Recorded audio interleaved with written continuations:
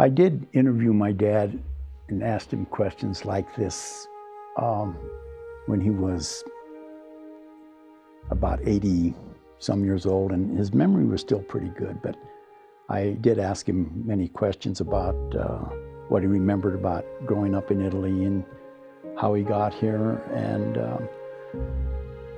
they had a network going. I asked, how did you get to Trinidad, Colorado? How did you get to Sopris, Colorado from Gastro Dei Volsci, Italy? But they did have a network going. They didn't have all the fancy communication equipment, but they did have a way of communicating. And he did say that they knew they were hiring people to work in the coal mines in the Trinidad area. So then they had friends who had already come out here. So they followed them. Deep in the foothills of southern Colorado lies a peaceful beauty, beckoning travelers from all over the nation. Fishing, hunting, and camping near the mountains in Los Animas and Huérfano counties is a closely held secret by adventure seekers, yet this land is sparsely populated. Today, the population is barely 21,000 residents, living in a 6,600 square mile radius full of Colorado's natural treasures.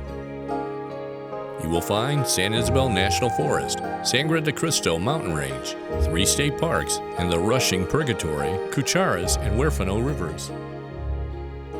But near the end of the 19th century, over 3 times the amount of folks poured into the land and called it home. We were loading 25 tons of coal per day. That's a heck of a lot of coal. And the worst part about that thing is I would dream that I was in the mine loading that coal. I worked all night long in my sleep and had to go to work that day. And I was exhausted, but I was physically fit. In the late 1800s, America was mining industrial coal. While the Appalachian Mountains produced most of the coal, Colorado supplied high-grade bituminous coal for steel mills to build the railroad tracks. Colorado was a major player in this coal and steel industry. With this success came the need for raw manpower, and men came even as far away as southern and eastern Europe. Some crossed the ocean for weeks and then traveled on foot and hitched rides for hundreds of miles over the land just to find work in the remote foothills of Colorado.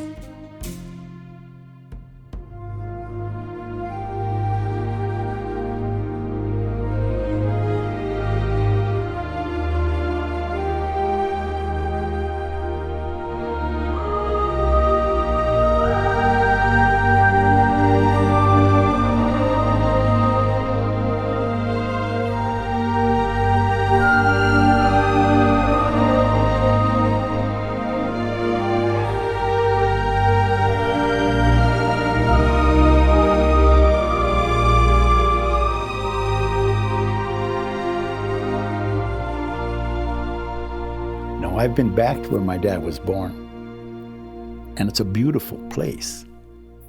And I said, this is beautiful. Why would an 18-year-old person leave this place? But I guess the calling was so strong that America is where the opportunity is, where you can raise a family and then your children could go on and be successful and have more than you have. And that's the only thing I could think of, that the attraction was so great. Domenic Incitti is the son of an Italian immigrant. His father, Giuseppe, left his family and came alone to America in 1913, seeking a new life. I'm sure that he felt that way many, many times. I'm sure he felt, did I do the right thing? Did I make the right decision coming here? Giuseppe Incitti left the tiny town of Gastro Dei Volsci, 50 miles south of Rome, landing at Ellis Island, then making his way west on foot. I asked him one time, how did you find work? You're a stranger, you don't know the language, you're discriminated against probably. How did you even get a job? He said, well, we would get up in the morning, we would look for smoke. From an old recording as a man of age 88 and Giuseppe's own voice, recalling those rugged days. The place where I see the smoke, I go. Any place I see the smoke, I go for the job.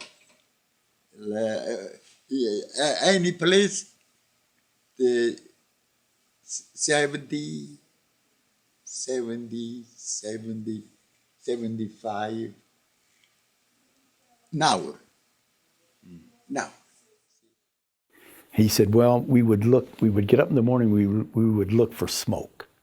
You know, if there's smoke, there's got to be work, see?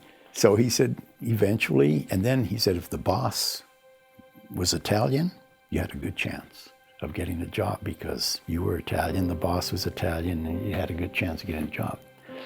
Then he said, there was always a bar that had soup on all the time. If you went in and bought a beer for a nickel, you could have a bowl of soup, see? So the beginning of the old happy hour thing, so.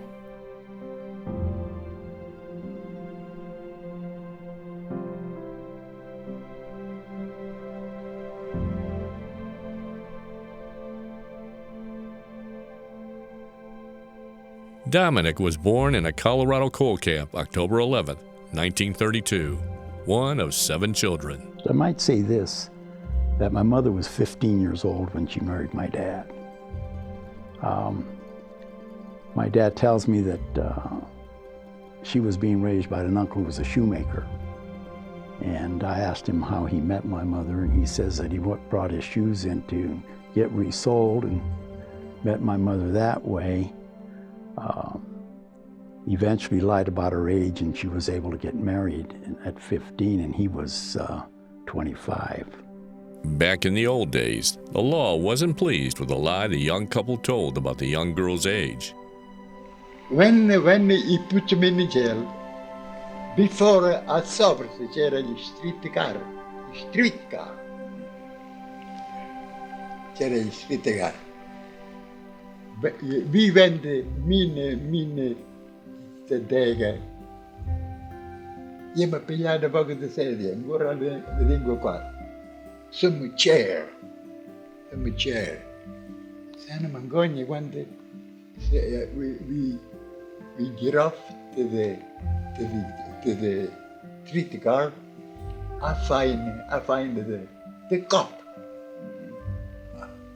You know, the cop, what is it? The police. It's the police. What is it? Over here, Semerandis. Semerandis, you make you Arrest. Arrest. For what? For accusile. Accusile ti ha fatto arrestare. Ma perché? Ti ha fatto arrestare. You're going to get arrested because you went to the courthouse. You went to the courthouse and you went to say the lie.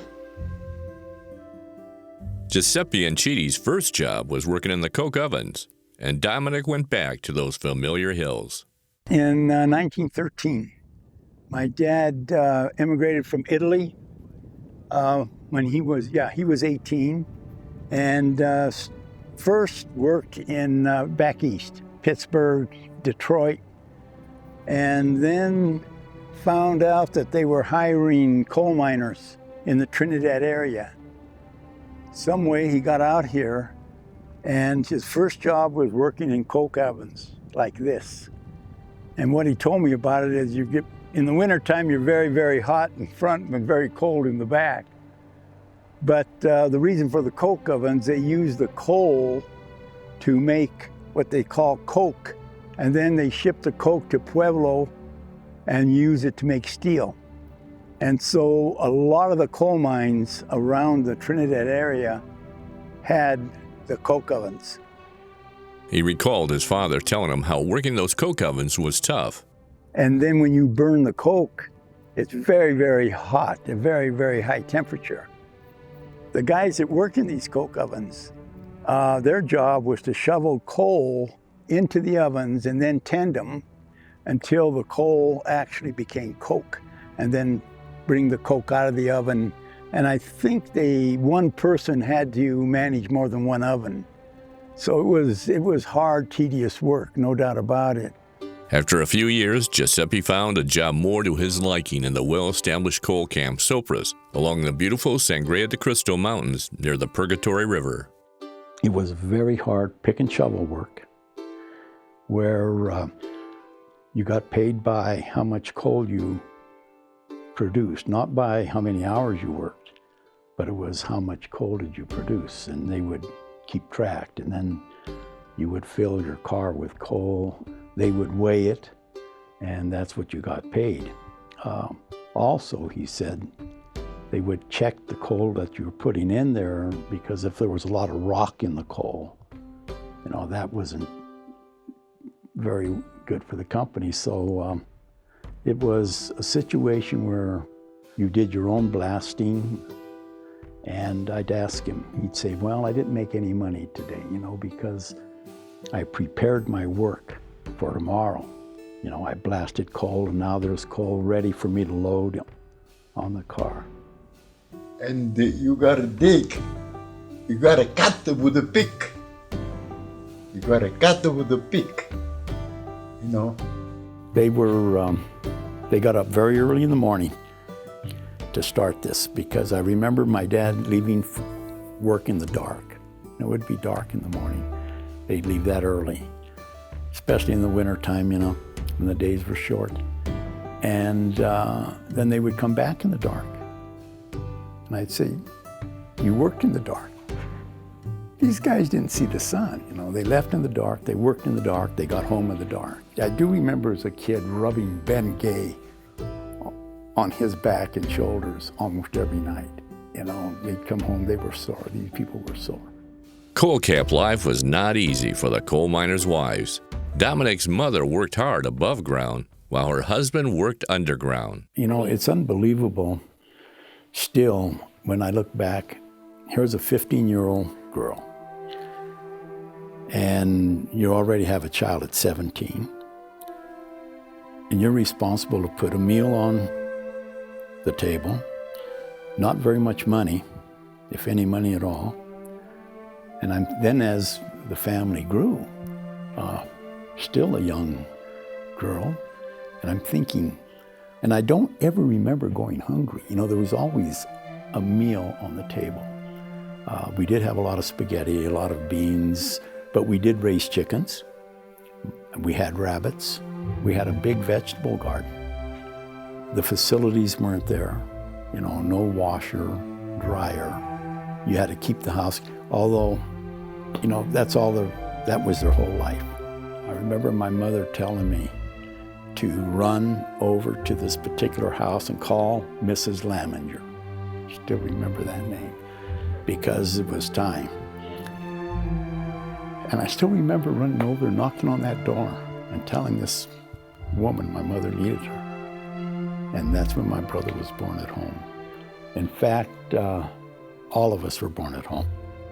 Throughout the history of Sopris, people of many nationalities lived and worked in the mines. The largest group was Italians. A section of the camp was called Little Italy. Most of the families, the parents spoke Italian in the household, although our parents wanted us to learn English. They figured.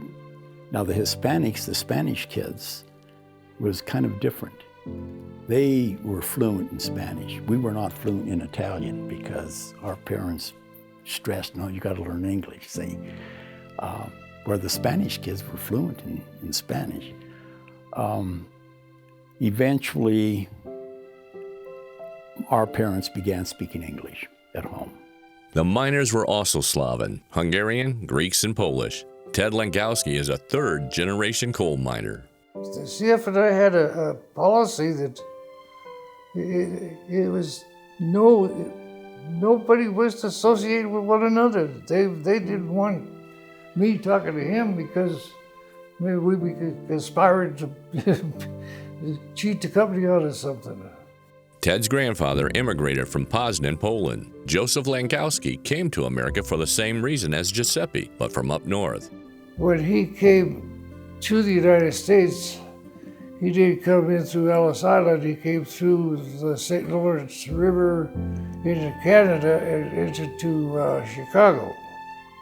He was able to get a job with the CF&I out here in, this was about 1888 or something.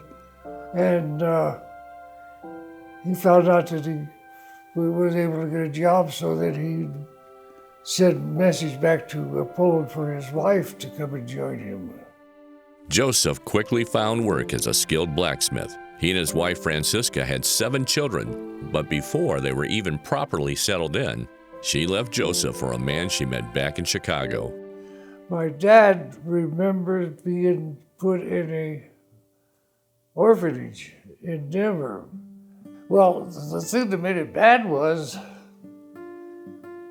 there was 7. Yeah, he hated the nuns. It was all run by the Catholic Church. Yeah, he says the nuns were black witches. I have nothing to do with Catholic nuns. After several years, Francisca came back to her husband in the Colorado coal camp. They brought the children out of the orphanage and back home. 14-year-old Charlie went to work in the mines with his father. He went in the mine, and there's jobs. There were jobs in the mine where they had doors that closed off part of the tunnel to divert the air. And he got a job of opening and closing that door when the mules were coming pulling the coal out of the mine. And then he went on to study to be a what they call a shot fire, where he got a certificate, and his job was to go in the mine after everybody was gone and put dynamite in the holes that was left to dynamite the coal, so the next day the guys could load the coal into cars. While CF&I allowed the sons of the miners to go to work in the mines, they also provided a good education. Education was important. We had a nice school building. We had good teachers, and much of that was due to the CF&I making sure that that happened. And we had a little clubhouse for recreation. So it was, our parents really stressed education more than anything. I mean, if you tried to skip school, there was no way, because everybody, the teachers knew all the parents, and it was just such a small unit that anything you did, the teachers would know it, and your parents would know it, and your parents would always support the teacher. As we grew older, we got into sports. That was a big thing. You'd have a basketball game, the whole community was there. And you played another mining town school, Primero, up the river, they were our rivals. And so you would have the community coming out for these sporting events. And even though we were very rivals, what I do remember about that is that the parents would always have hot chocolate for both teams after the games. I don't care how rough the games were, you always had hot chocolate and cookies. But it was a very family-oriented, school-oriented situation. But for Ted Langowski, moving to Sopris was the end of playing games like softball, kick the can, and shooting marbles. Well, we had 2 cows, and I got the job. I had to milk those cows. We had a couple pigs. We had maybe 25 turkey and 25 ducks and 200 rabbits. For a child growing up in southern Colorado coal camps, there was no shortage of adventure. On Halloween, we would try to knock down as many outhouses as we could. Yeah, and that was the other thing, we didn't have running water for quite a while in our home. So everybody had outhouses, and that was the big thing on Halloween. Then we would go to school the next day. The principal would come in and say, we had some bad guys knocking outhouses over. We need some volunteers to put them back up. So we would volunteer to do that. We'd go put them back up, so. But Ted escaped his chores for an afternoon on the snowy hills of Sopris.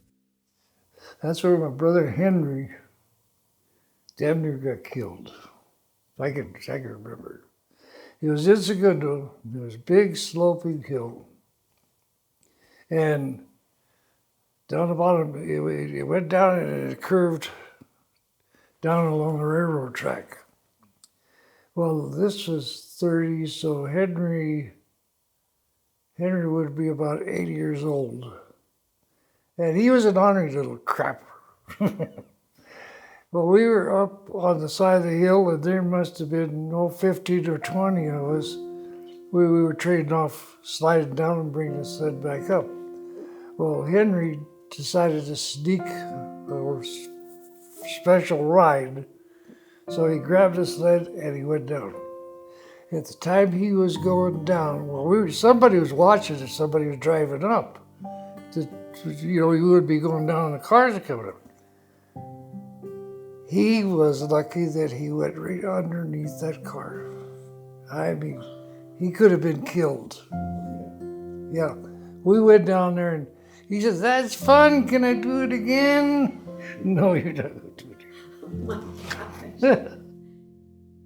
As the coal miner children flourished in the outdoors and good education, their fathers were in constant danger. Most of the danger in the mines that my dad worked in were falling rock. And they would dig these tunnels where the mine was, and there was danger of falling rock. A lot of guys got hurt doing that. Explosions were terrible, of course. Many miners got killed in the explosions. My dad never was in anything like that. In fact, my dad never was seriously injured in the mine, although many of the people he worked with were, mostly falling rock and the explosions, of course. It was dangerous work, hard work. Black lung was a common disease almost in all of the miners. My dad had that too, where you were breathing this coal dust all the time, and they didn't have masks or anything like this. Once the unions came in and the legislature finally was aware of people getting killed because of the safety measures weren't there, then laws began being passed requiring the employers to come up with some safety measures. Things got much, much better for the mines. As the women watched their men get up every morning to go down hundreds of feet beneath the earth, working heavy equipment and explosives, they each did their best to stay the course. One, they did support one another, and religion played a big part in this too. I think they prayed a lot, and that was it. They just, I hope that things don't happen. I mean, it was just and then they were working so much that took their mind off of that also. They didn't have a lot of free time to worry about it, I think. And they kept with their old country traditions. Almost all of the families made wine every year. They would order grapes by the ton from California. And I do remember trucks of grapes coming into that little town, and each family, ordered so much. And they would make their wine.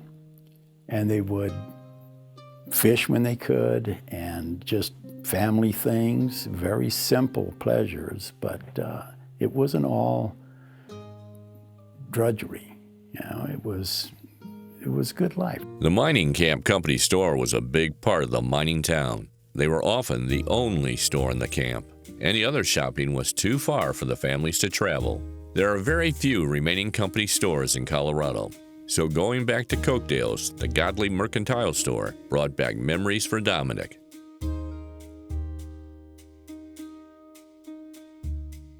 The other mercantile structure is several miles away. Colorado Supply Store number 31 stands alone in the pastoral beauty of the former camp, where 650 folks lived in cottages back in 1906. Ted Langowski wanted to see what is left of the town of Tercio, a graveyard, and in the distance, the mighty 100-year-old company store.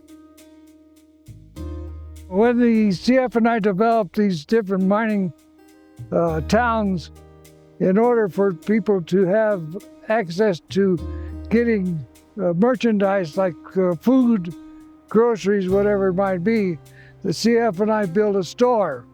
So when they worked, they were given script, and then they were taking this script to the store, exchange for whatever they were going to buy. And they were being cheated by the CF and I, because if they would have taken their script to Trinidad to some merchants, an item that would cost a nickel at the company store was 15 cents. Just a difference. CF and I was monopolizing on keeping these people, and a lot of times the miner, the only way he got his paycheck was through the company store. They didn't have an office. You went to the company store to get paid, and they deducted from you what you spent on script. My dad worked in the mine, and maybe he worked a whole week. He got $2 when it was all over with. But the family did not need to worry. Ted's father, Charlie, found other ways to bring in money. He had a side business he worked after a long day in the mines. During the Depression, he had a 10-gallon still, and then my mother would cook the mash. Well, my dad was, if he was at work, it wasn't at work. And I can remember the whiskey, the alcohol coming out was 110, 120 proof. They would dilute it down to about 85, 90, and then my dad would melt sugar, make caramels to put it in the whiskey to dissolve it, and then it would, have a texture of brown, and instead of being white and yellow, it was regular whiskey. 50 cents a pint or $2 a gallon. The miners didn't, besides wanting a glass of beer, sometimes they'd want a bottle of whiskey, so he'd sell. He didn't have a license to sell whiskey, but nobody bothered him the fact that he didn't have that license to sell whiskey, and he would go to Trinidad and buy the whiskey and bring it up here. But it was maybe 1 or 2 cases of whiskey and maybe a case of wine, but not that much of a amount of hard alcohol. Most of the business was just selling beer. He didn't get caught. Yeah, nobody reported him, but they knew that he was making whiskey. The lawmen were not the only officials aware of the Langowski whiskey business. When I was in school, grade school, they nicknamed me Whiskey Maker. But I had a sheepskin coat that they used to put on it was a big barrel, 55-gallon wooden barrel that they put the mash in there, the corn and the yeast and the sugar and all that, and then covered up so it would ferment. And that fermenting, the fumes would be absorbed in my sheepskin coat. When I go to school, that thing smelled just like that mash did. Nobody thought nothing about it, though. Charlie and his wife became known for their fine whiskey, so Charlie spent more time perfecting his side business and even found a home for it. So my dad decided, with Prohibition being eliminated, was a chance to open a beer joint. So right across the street here, there was a old saloon that was called the Eagle. And I can remember that they dealt with a guy named Minipace, and it was for $100 a year. And the beer was sold for 5 cents a glass or 10 cents a glass. With a solid customer base, they expanded their products. The year was a big success. There was Walter's beer that was in Pueblo. And when the coal miners found out we had Walter's beer, it didn't last 2 nights. They'd come in and drink all the way. So my mother made a hell of a lot of money just on selling the beer, but they also were selling some wine and whiskey. So when it came time to renew the Eagle Saloon lease, Ted's parents had a talk. But my dad was one of those that he liked the beer like a bee likes honey. And every time he got drunk, there was one big hell of a fight with my mother. So when the year was up, they wanted to know if we was going to stay, and my mother told my dad, "You stop drinking, we'll keep the saloon." And he says, "I'll never stop drinking as long as I live." So we moved out of there and moved across the river over here to what's called New Segundo. And then in '36, we moved from here to Sopris. As Dom and his brothers became teenagers, they were of age to work in the mines, but Giuseppe had other plans. My dad would not let us go into the mine. There was a situation where the company would allow a parent, fathers, to bring sons into the mine during the summer to work. And that was a way of increasing income for the family. Now, my dad would never let us do that. And the reason for that, he said, if you go in, you're going to make some pretty good money. And you're going to think this is great. And then you're going to want to work for a year or two, say, and save money to buy this and buy that. He said, then you're going to get stuck in here. And he was right, because he would see this happening. But in 1942, after a day of loading coal, Ted had the biggest paycheck of his young life. 2 weeks, I made $210. I brought it home, check. I mean, when I got that check, I didn't feel the ground. I was floating. I floated to the car. Over the years, work conditions in the coal mines improved. In the end there, when my father was working, things were much better. They opened up what they call the Allen mine, which a mechanized mine, where instead of pick and shovel, it was machine work. Ted's father, Charlie, also worked in the Allen mine. His skills with explosives was needed. The Allen mine, and my dad, when he worked, he got his papers to be what you call a shot fire. He was authorized to use dynamite in the mine to explode the coal. So in order to get air in these mines, you have to drive a shaft. So my father was in charge of putting a shaft down, and there's a shaft that goes down, and he said that there was 2 layers of coal that went through. One was about 6 foot, and the other one was about 7 foot. It all goes towards New Mexico. And my brother Henry worked here also, and I think he was working in the lower mine, and the water situation got so bad in the lower mine that the company decided that they couldn't pump the water out fast enough, so they would close the mine. But they had somewhere, if I remember, about 200 coal miners working here. And I'm not sure, but I think all the coal that was here was sent to the steel mills in Pueblo. And at one time, they had as much as 70,000 tons of coal. Over 100 years later, much like Domenic and Ted, coal miners are crossing the ocean to come to the valleys of Colorado for coal. The talk is that somebody from Australia wants to take over and operate the mine, because all the equipment and everything else has been kept as it was when the mine was operating. And I think the story is that Australia has a lot of use for coal. The natural beauty of the southern Colorado coal camps still beckon to these sons of immigrant coal miners. There was a feeling there of wanting to go back and see these people, and they were so giving. All of my father's friends, you know, you were like their family too. They just wanted you to succeed. Just very unselfish people, and it was just a good feeling to go keep in touch with them.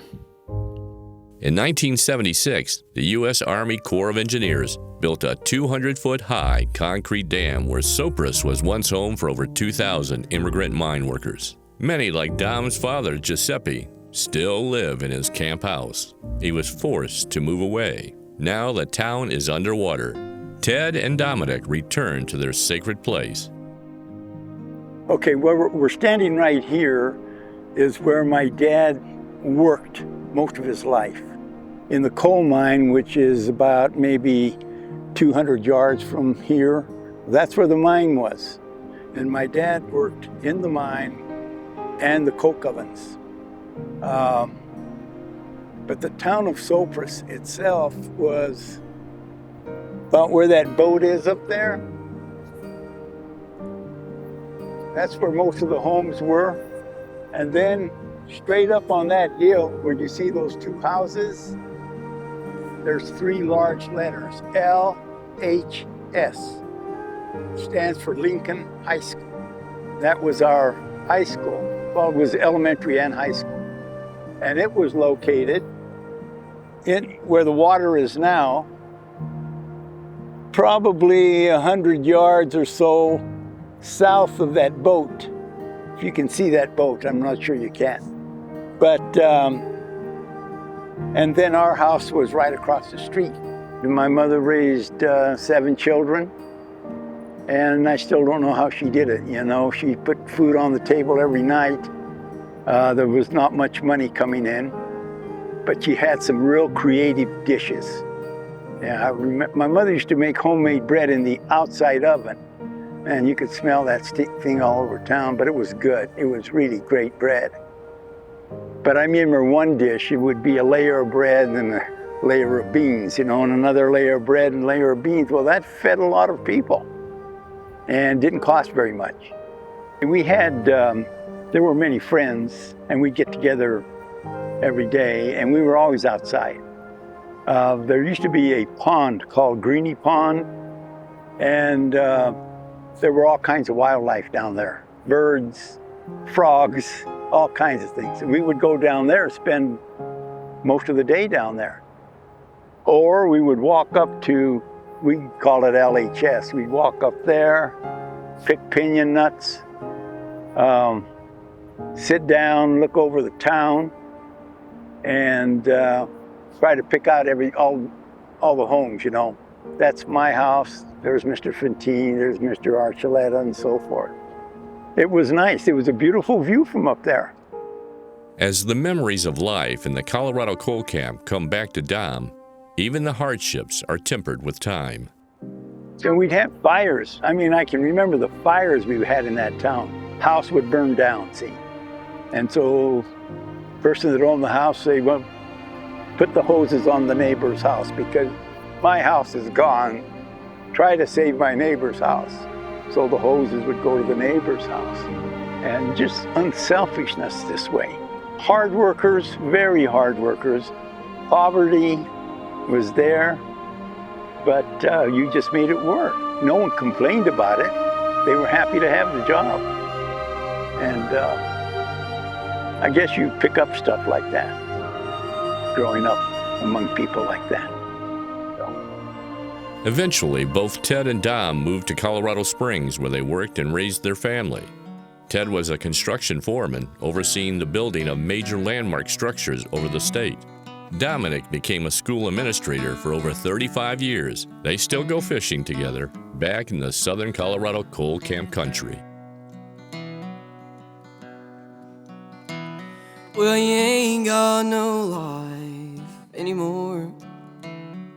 You stay in a dark coal mine,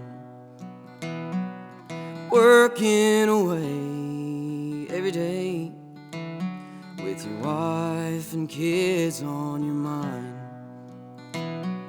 You wake up in the morning and grab your hard hat, pray that you make it back home. Your body is aching and you just can't take it, minding that dark black hole.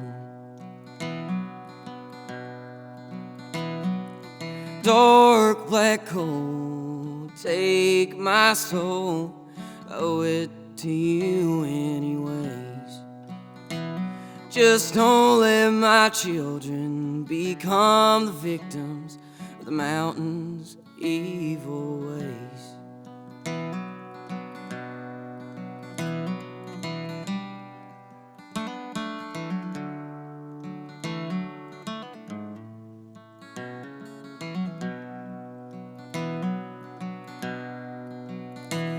And you miss being younger, a boy with a hunger to get far away from this town.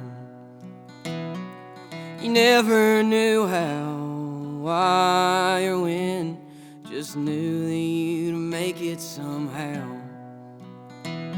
Now 20 years older, shoulder to shoulder with boys who were just like you,